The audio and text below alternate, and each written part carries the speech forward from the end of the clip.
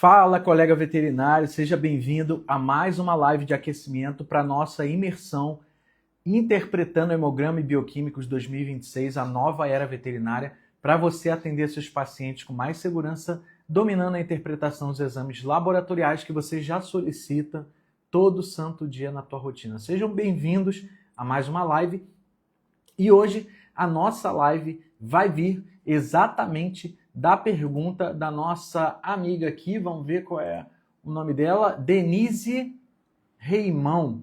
Ela pergunta: eosinopenia isolada, paciente com pneumonia confirmado no raio-x, todos os exames normais. Eosinopenia. Bom, como é que isso pode nos ajudar a pensar em processos, né, que envolvam realmente a diminuição do número de eosinófilos. Eu sou João Baqui, sou médico veterinário atuante, fui professor na graduação por 6 anos, sou professor na pós-graduação em 3 instituições e eu estou aqui para te deixar mais calmo, mais seguro na hora de atender os seus pacientes, interpretando os exames laboratoriais de rotina com mais assertividade. Sejam bem-vindos aí, Brenda de novo, Lelé, Kétia, Alexandra, sejam todos muito bem-vindos. E quando a gente fala de eosinófilo, a gente vai dar uma pincelada no que representa na nossa rotina, porque você solicita hemograma todo santo dia. E aí, fatalmente, né, você vai acabar eventualmente encontrando algumas alterações na população de eosinófilo, que é um tipo de leucócito, né? E os eosinófilos podem estar alterados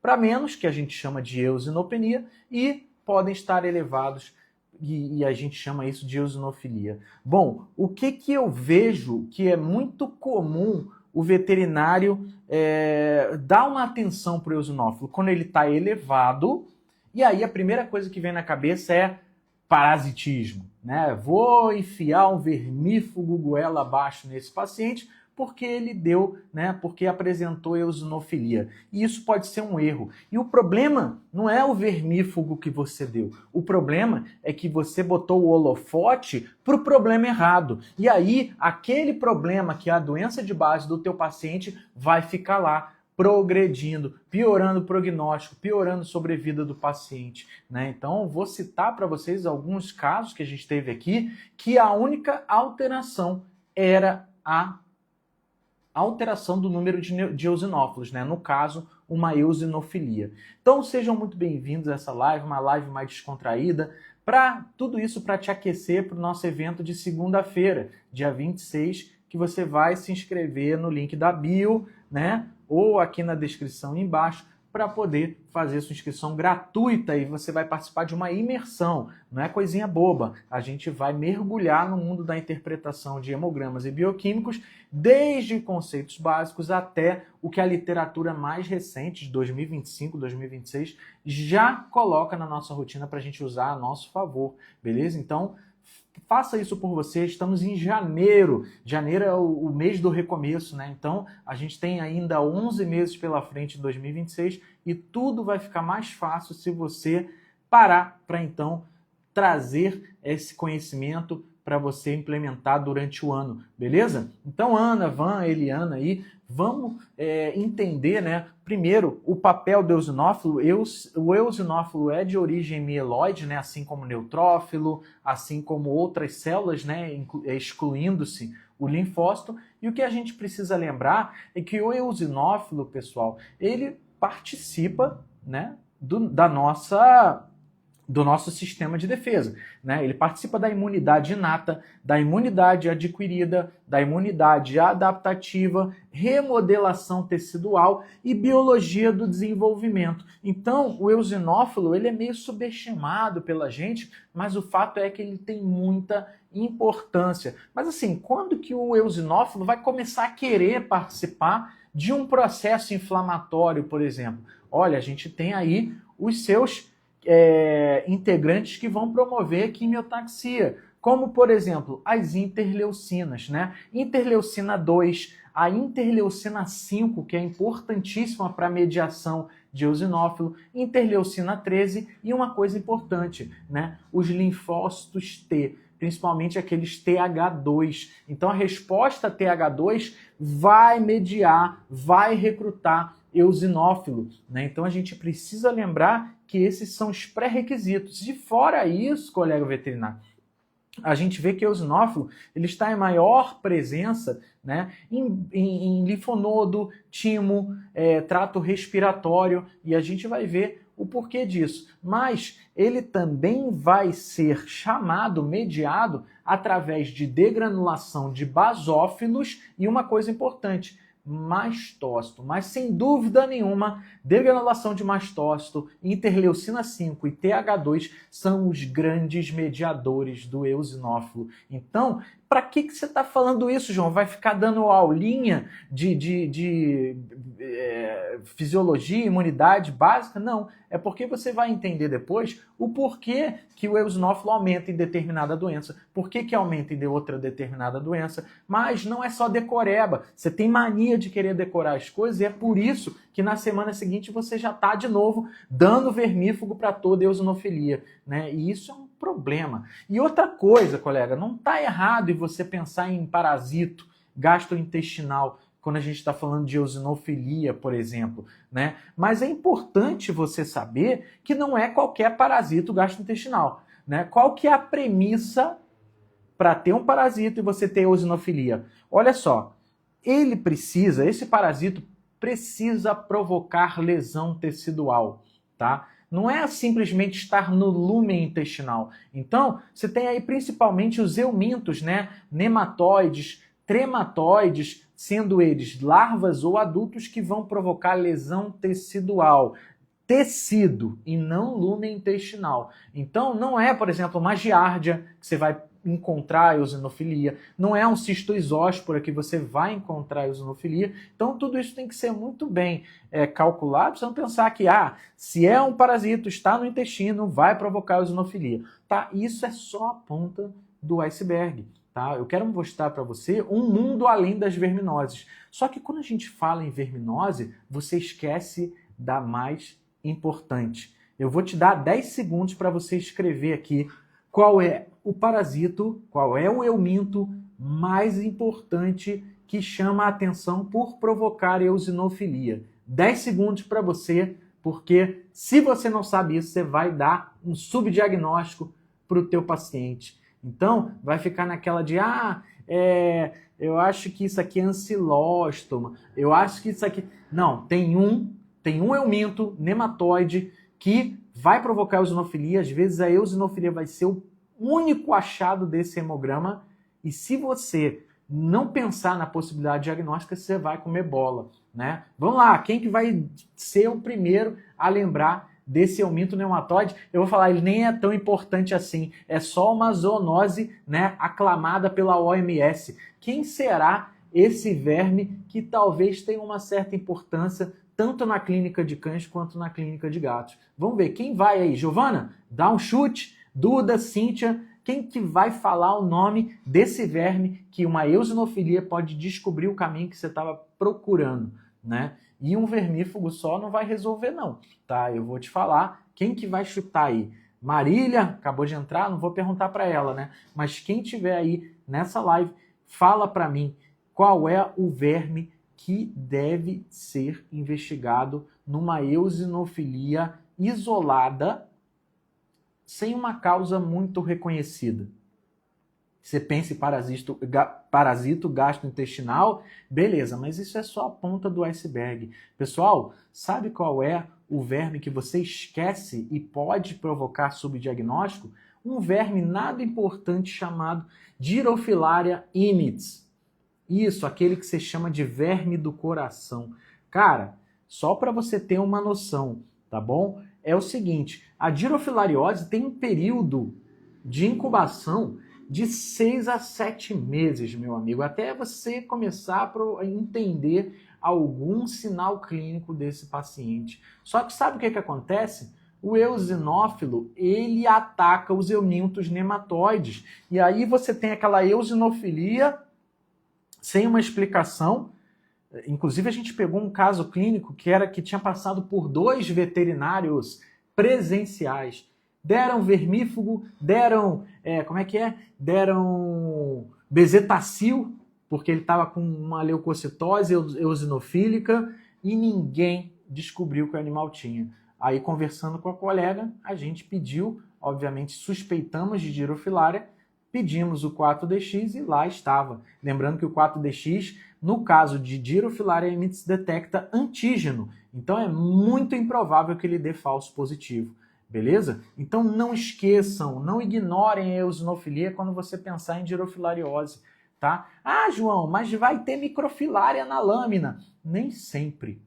Tá? A girofilária depende de quantas larvas L1 vão ter circulante, que a microfilária é a larva L1 da girofilária adulta, do verme adulto. Então, se você tem uma microfilaremia baixa, você pode não detectar isso num hemograma convencional.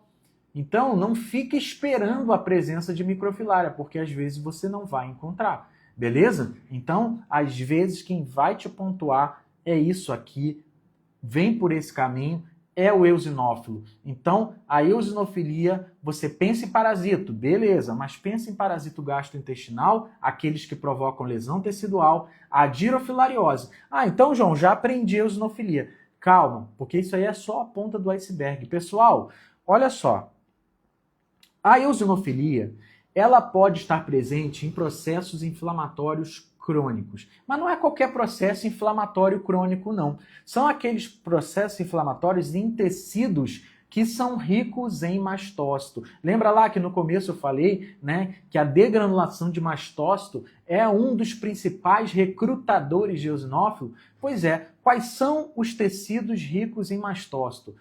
A pele, tecido gastrointestinal, tecido pulmonar, respiratório, do trato respiratório, e tecido reprodutivo. Aí você pensa, então, nessas doenças crônicas que envolvem esses tecidos, você tem uma população grande de mastócito, você tem a degranulação de mastócito e o recrutamento desses eosinófilos. Então, anota aí, a eosinofilia também pode estar presente em processos inflamatórios crônicos de pele, trato gastrointestinal, trato respiratório e trato reprodutor. Ah, João, então é por isso que às vezes eu via uma eosinofilia num paciente que estava com piometra. E nem era uma piometra tão aguda assim, pois é, porque o útero é rico em mastócito e você acaba tendo a degranulação desses mastócitos e vai provocar aí a aproximação de eosinófilos, beleza?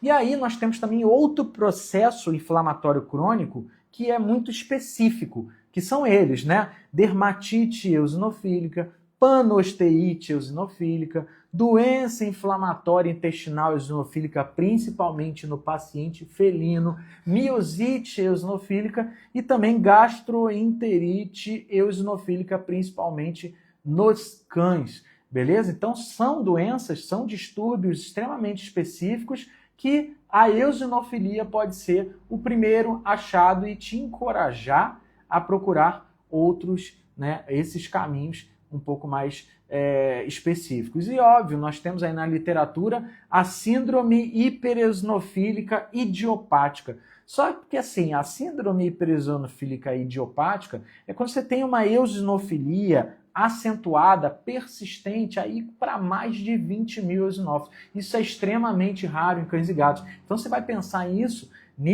nas últimas, né? Nas últimas possibilidades, tá? E outra causa de eosinofilia é aquela eosinofilia causada por uma síndrome paraneoplásica, né? Então, a eosinofilia paraneoplásica pode ocorrer em neoplasia, obviamente, de mastócito.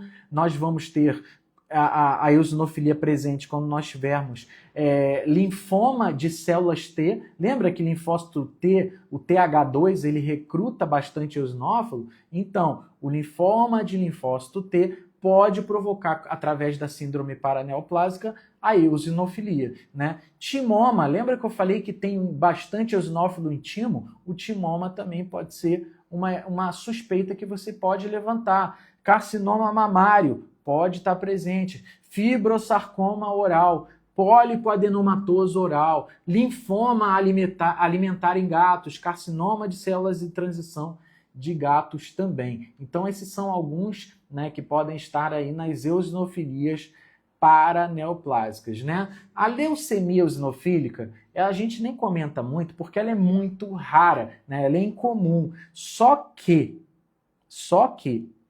alguns artigos recentes estão associando a leucemia eosinofílica a retroviroses em gatos, como FIV e FeLV, né? Então, essas retroviroses têm sido as principais causas de leucemia eosinofílica nos pacientes, né? E aí, João, nós temos algum outro distúrbio, talvez endócrino, que possa provocar eosinofilia? Sim, né? Primeira coisa que você tem que lembrar, cortisol, pessoal, não gosta de linfócito, cortisol não gosta de eosinófilo. Ou seja, a presença do cortisol, o cortisol em si, modula negativamente linfócito e eosinófilo. Então, se eu tenho muito cortisol, eu tenho pouco eosinófilo. Se eu tenho baixo cortisol, eu vou ter muito eosinófilo.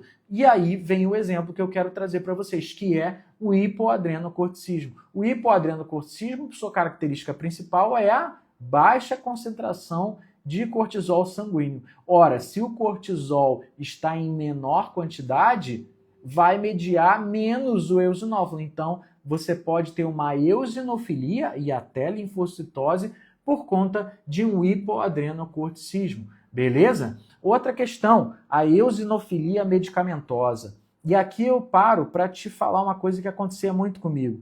Quando eu pegava os hemogramas de pacientes que estavam em tratamento para hemoparasitoses, né, principalmente a doxiciclina, naqueles hemogramas controle, sabe, que você pega e faz depois de 15 dias iniciado o tratamento, eu via muita eosinofilia e eu não conseguia entender o que estava causando aquela eosinofilia. Será que era uma resposta do organismo frente ao tratamento? Será que era a medicação e a interação com as mucosas, né? Só que, cara, eu via muita eosinofilia. Até que em 2023 eu encontrei um trabalho consistente correlacionando diretamente a doxiciclina a casos de eosinofilia, né? Principalmente quando você tem aí o tratamento para erliquiose monocítica canina, né? A erliquiose canina.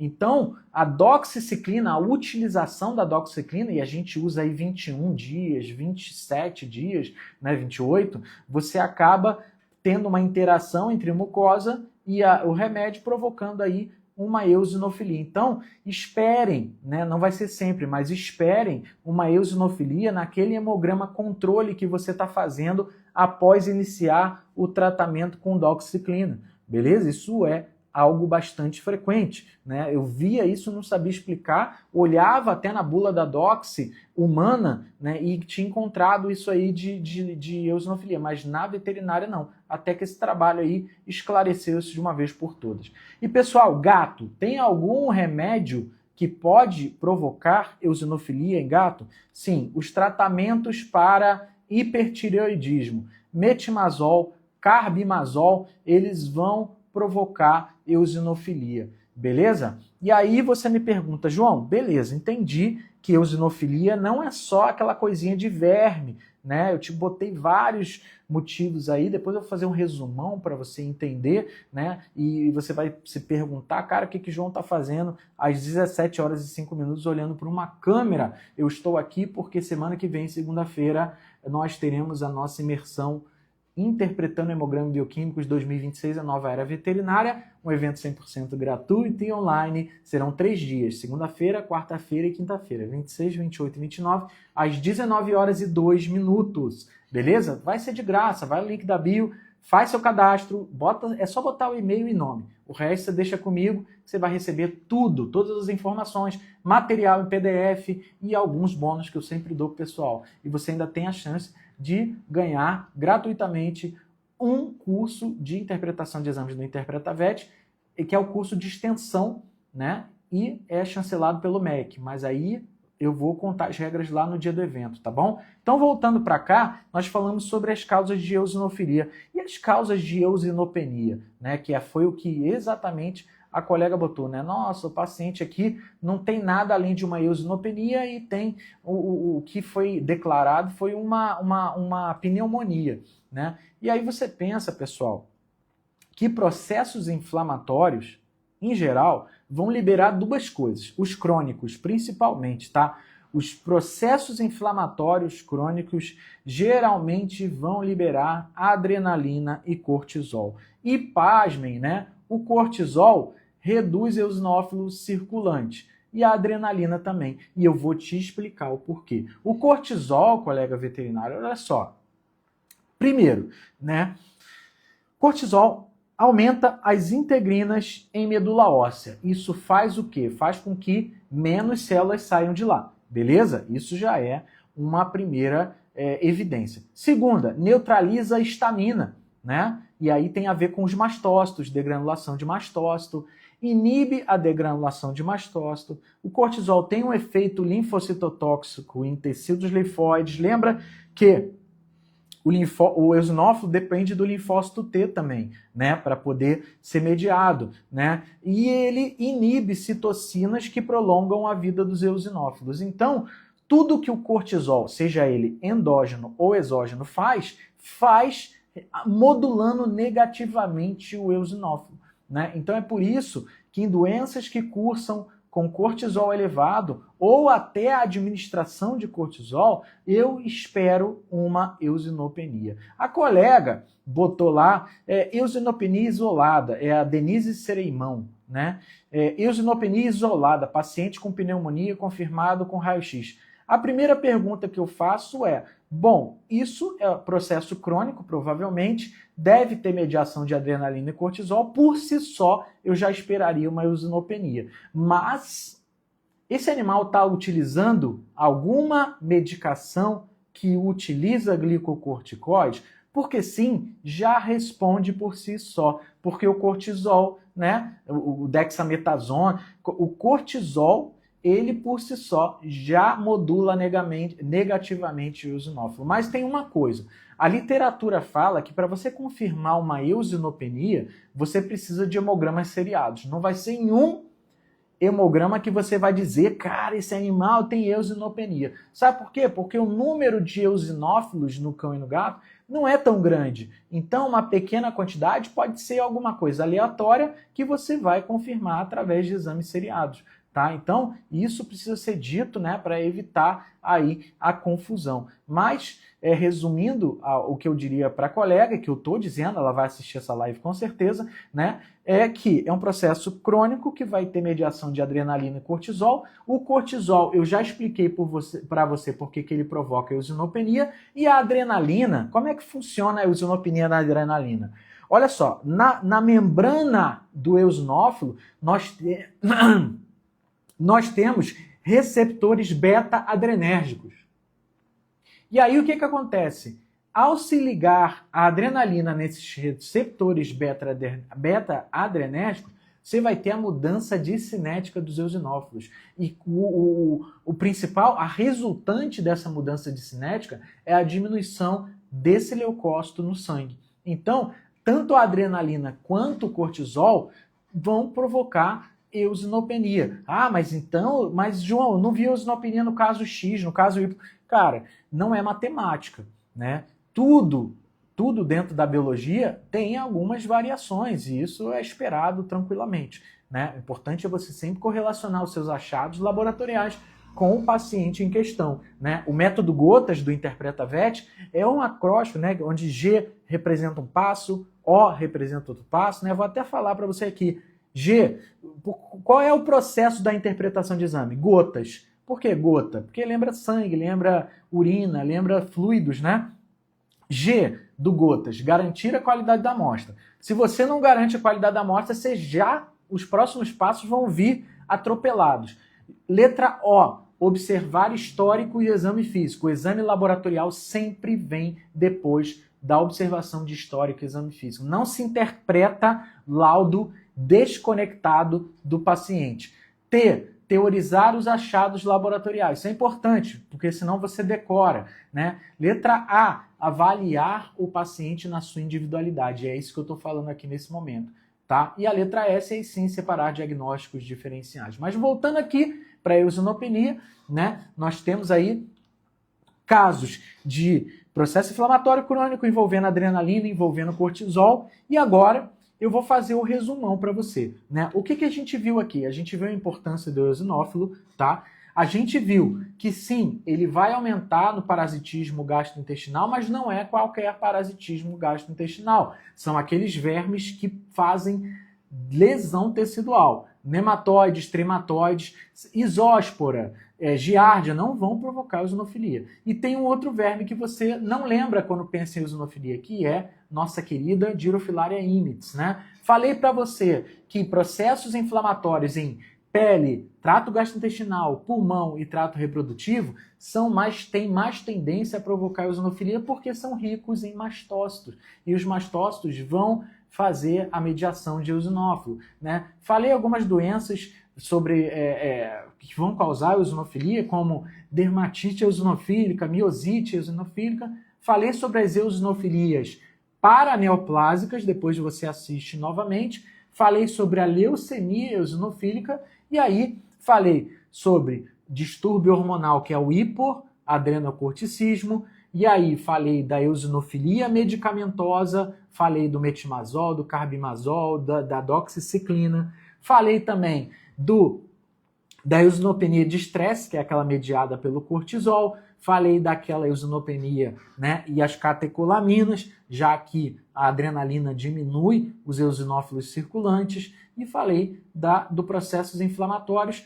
que com certeza liberam inflamação, liberam adrenalina e cortisol, e a gente sabe que eles são eosinopeniantes, se assim eu posso dizer. Beleza, colega veterinário? Então essa foi mais uma live de aquecimento. Se você tem uma dúvida, coloca aqui agora, Selma, Wilker, alguma dúvida, algum caso que você já tenha pegado de eosinofilia ou eosinopenia, para a gente discutir agora nesse momento. Se não, você pode fazer a sua pergunta no direct, né, nos nossos grupos de WhatsApp, para a gente não deixar nenhuma dúvida para trás. Beleza? Então, Sana, Wilker, Selma, Rui, um abraço para vocês. Essa live vai ficar gravada aqui no Reels e depois que eu postá-la, comenta o que tu achou dessa live. Comenta aqui embaixo, né, nos Reels, assim que eu postar, o que você achou, te ajudou hoje e como isso vai melhorar o seu atendimento também. Beleza? Então, Gabi, é o seguinte, Gabriel, né, Gabs Cosmos, né? Não sei, não estou conseguindo enxergar muito bem. Mas é o seguinte, eu vou subir no Reels, tá? Então você vai conseguir assistir tudo, beleza? Então, não esquece, pessoal, amanhã eu vou fazer uma outra live. Lembrando, essas lives que eu estou fazendo vêm todas de dúvidas que vocês estão colocando lá nas caixinhas de pergunta, tá? Então, de um dia para o outro, eu faço pergunta, né? O Gabriel, você é maravilhoso, professor, aprendo muito contigo, muito obrigado. Nada, cara, estamos juntos, estamos na mesma batalha, estamos arregaçando as mangas e tentando atender os pacientes aí com mais segurança, tá? Então, assim que eu postar, se você quiser deixar um comentário lá, vai ajudar a gente, beleza? Então, até a próxima aí para vocês.